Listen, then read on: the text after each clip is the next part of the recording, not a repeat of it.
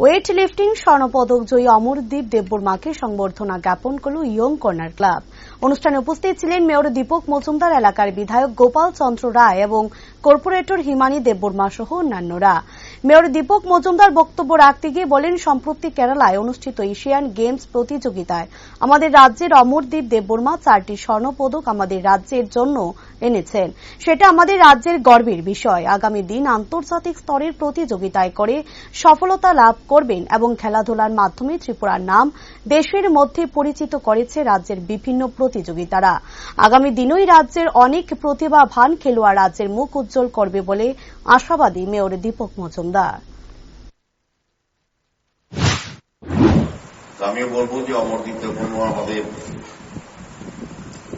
Asian গেমসে আমাদের এই প্রতিযোগিতার 4টি স্বর্ণ আমাদের রাজ্যের জন্য এনে দিয়েছেন।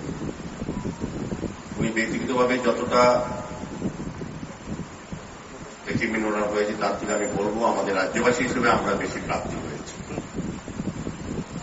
এবং আগামী দিন উনি কমনওয়েলথ এবং আন্তর্জাতিক ক্ষেত্রে উনি প্রতিযোগিতা যাবেন এবং সফল হবেন আমাদের বিশ্বাস।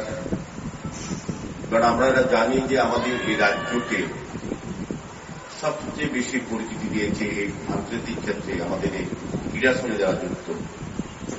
আগে আগরতলা শহর বা রাজ্যকে মানুষ আসাম বা বাংলার সঙ্গে যখন বলতো আগরতলা থাকি, আমার আত্মীয় পরিজন বা বন্ধু বান্ধব বা অন্যান্য রাজ্যের লোককে জানত আগরতলা মানে আসামের কোন একটা অংশ কিংবা বাংলাদেশের সন্নিকটে কোন জায়গা।